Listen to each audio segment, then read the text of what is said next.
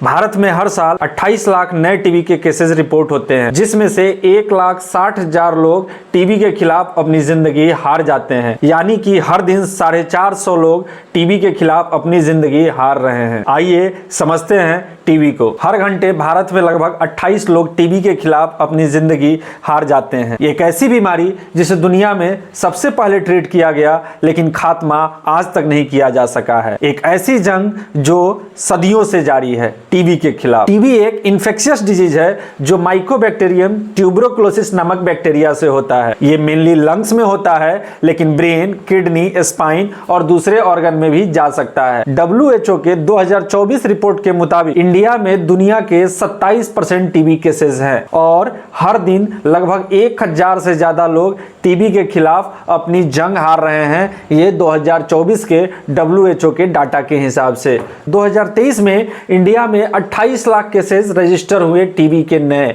और 450 लोग गवर्नमेंट के डाटा के हिसाब से टीबी के खिलाफ अपनी जंग हार गए। प्रतिदिन 450 लोग, यानी हर 2 मिनट में एक भारतवासी टीबी के कारण अपनी जिंदगी हार जाता है। टीबी को समझने से पहले टीबी के लक्षण को समझना जरूरी है। अगर आपको 2 हफ्ते से ज्यादा लगातार खांसी है, रात को बुखार आता है, वजन लगातार कम हो रहा है, भूख नहीं लग रहा है, तो ये टीबी के लक्षण हो सकते हैं। आपके कफ में खून आ रहा है, तो ये सारे लक्षण टीबी के लक्षण हो सकते हैं। अगर आपको भी ऐसे किसी लक्षण का अपने आसपास या आपको ऐसे लक्षण महसूस होते हैं, तो बिल्कुल देर न करें और तुरंत अपने नजदीकी प्राथमिक स्वास्थ्य केंद्र पर जाएं और वहां अपना स्पुटम टेस्ट करवाएं। सबसे खतरनाक बात यह है, कई लोग सिम्टम्स को नॉर्मल कोल्ड या वायरल कोल्ड फीवर बोल के छोड़ देते हैं, और ये वही समय होता है जब टीबी को आपके शरीर में अपनी जगह बनाने का टाइम मिल जाता है और टीबी आपको आपकी जिंदगी से एक कदम दूर और मौत के एक कदम नजदीक लेके चला जाता है। टीबी का इन्फेक्शन एक आदमी से दूसरे आदमी में हवा के जरिए फैलता है। डायग्नोसिस के लिए sputum test, chest x ray, GeneXpert test होता है। WHO ने इन टीबी स्ट्रेटजी के तहत 2030 तक 80% रिडक्शन इन डेथ का गोल रखा है, कि मृत्यु दर में 80% की गिरावट लाएंगे। इंडिया ने अपना national TB elimination programme NTEP के तहत 2025 तक टीबी फ्री भारत का संकल्प लिया है। गवर्नमेंट ने निक्षय मित्र और निक्षय पोषण योजना लॉन्च की है, जहां टीबी के पेशेंट को हर महीने न्यूट्रिशन सपोर्ट के लिए 1000 रुपए मिलते हैं। टीबी से लड़ना सिर्फ दवाइयों का खेल नहीं है, ये एक इकोसिस्टम फाइट है, जहां पे 4 चीजें जरूरी हैं इस और लॉन्ग टर्म फॉलो अप। इन 4 शब्दों को समझना बहुत जरूरी है। न्यूट्रिशन का मतलब होता है कि हमें अपने भोजन में सामान्य मात्रा में विटामिन, प्रोटीन, मिनरल सभी चीजों को लेना है। यानी कि हमें दाल तो खाना है, लेकिन दाल के साथ चावल भी होना चाहिए, सब्जी भी होना चाहिए। अगर हम शाकाहारी हैं तो पनीर भी होना चाहिए कभी कभी, और मांसाहारी हैं तो मीट और मछली भी होना चाहिए। जब हम सारी चीजों को खाएंगे तो हमें शरीर में प्रचुर मात्रा में सारी चीजें, सारे ओमेगा 3 फैटी एसिड, सारी चीजें हमें मिलेंगी। लेकिन अगर किसी भी वजह से इन सब चीजों की हमारे खाने में पूर्ति नहीं होती है, तो हमारा सिस्टम कमजोर हो जाएगा, हमारा बॉडी कमजोर हो जाएगा, और उसी कंडीशन में टीबी जैसी जानलेवा बीमारी हमारे शरीर में इंटर होती है। दूसरा शब्द अवेयरनेस को समझना बहुत जरूरी है। टीबी का इन्फेक्शन सिगरेट और पुअर लाइफ स्टाइल, दारू, इन सब चीजों से भी फैलता है। और अगर स्क्रीनिंग का मतलब है जांच। हमेशा समय पे जब भी आपको कोई परेशानी हो तो लोकल किसी फार्मासिस्ट या लोकल डॉक्टर के भरोसे ना रहे, हमेशा जांच करवाए और अच्छे डॉक्टर के पास, सर्टिफाइड डॉक्टर के पास ही जाए। और लॉन्ग टर्म फॉलो अप, अगर किसी को टीबी होता है तो उस टीबी का एक निश्चित कोर्स है, 6 महीने, 9 महीने, 18 महीने, 24 महीने, तो पूरा कोर्स जरूर पूरा करें टीबी का। अगर आप कोर्स पूरा करने में थोड़ा भी अगर कमी करते हैं तो वो टीबी को और ताकतवर बनाता है और आपके शरीर को और कमजोर। टीबी का इलाज 6 महीने से 9 महीने तक चलता है। किसी किसी केसेस में, जैसे कि MDR टीबी और XDR टीबी के केसेस में, ये 18 महीने से 24 महीने तक भी हो सकता है। इसमें मेनली 4 तरीके के दवाइयों का इस्तेमाल किया जाता है। भारत में MDR टीबी के केसेस हर साल 1,60,000 से ज्यादा रिपोर्ट हो रहे हैं। इसका ड्यूरेशन हमने आपको पहले ही बताया है कि 18 महीने से 24 महीने तक हो सकता है। MDR टीवी और XDR TB drug resist TB है। इसका मतलब होता है कि टीबी के ट्रीटमेंट को हमने शुरू तो किया, लेकिन हम अपने आसपास के लोगों के चक्कर में या और अन्य किसी चक्कर में, जो गांव में ओझा होते हैं, वैद्य होते हैं, क्वेक होते हैं, उनके चक्कर में हमने टीबी के ट्रीटमेंट को बीच में ही स्टॉप कर दिया। इसके वजह से टीबी एक नया रूप ले लेता है। जैसे कि इसको आप आसान भाषा में इस तरीके से समझिए कि हमारे घर में कोई एक सांप आया, उसको हमने आधा मारा और छोड़ दिया, वो क्या होगा कि और ज़्यादा डेंजरस हो जाएगा एक पूरे सांप के अलावा। ठीक उसी तरीके से टीबी का ड्रग जो होता है, दवा जो होता है, वो टीबी के बैक्टीरिया को हमारे शरीर में क्या करता है, मारने का काम करता है। और जब हम दवा खाना बंद कर देते हैं तो वो बैक्टीरिया अपने आप को उस दवा के अनुकूल बना लेता है और अगले बार वो सतर्क रहता है। और जब हम दोबारा फिर से दवा स्टार्ट करते हैं तो वो दवा उस पर काम नहीं करता है। MDR टीवी और XDR टीवी में MDR टीवी के ठीक होने की संभावना XDR टीवी की अपेक्षा ज़्यादा होती है, लेकिन ऐसा नहीं है कि XDR टीवी को ठीक नहीं किया जा सकता है।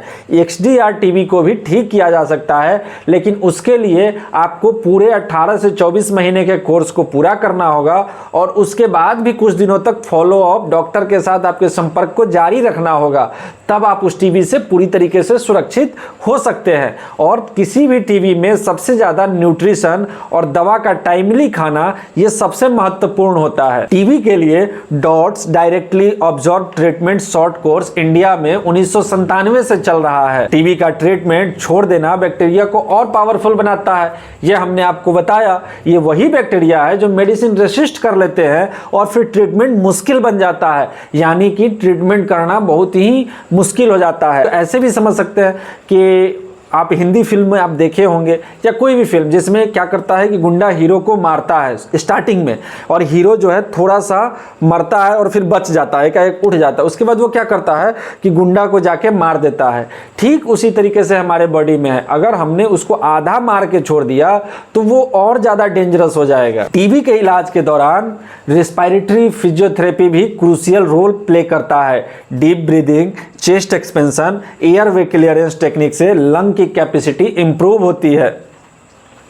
क्रॉनिक टीबी में फाइब्रोसिस और स्टिफनेस होता है, फिजियोथेरेपी इसे कंट्रोल करता है। इंडिया में एम्स और NIRT चेन्नई ने फिजियोथेरेपी प्रोटोकॉल इंप्लीमेंट किए हैं टीबी रिहैब के लिए।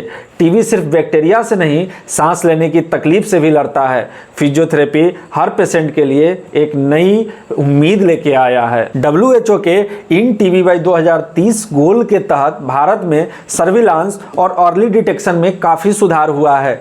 प्राइवेट सेक्टर के डॉक्टर को निक्षय पोर्टल से लिंक किया गया है। टीबी प्रिवेंटिव थेरेपी TPT भी प्रमोट किया जा रहा है, जिससे इन्फेक्शन के चांसेस कम हो रहे हैं। इंडिया में हर डिस्ट्रिक्ट में टीबी चैंपियंस अपॉइंटेड है। टीबी चैंपियंस वैसे पेशेंट होते हैं जो टीबी से अपनी लड़ाई जीत चुके हैं, वो और लोगों को जागरूक करने का काम करते हैं। टीबी गरीबी से जुड़ा हुआ है। पुअर हाउसिंग, माल न्यूट्रिशन, ओवर क्राउडिंग से रिस्क बढ़ता है।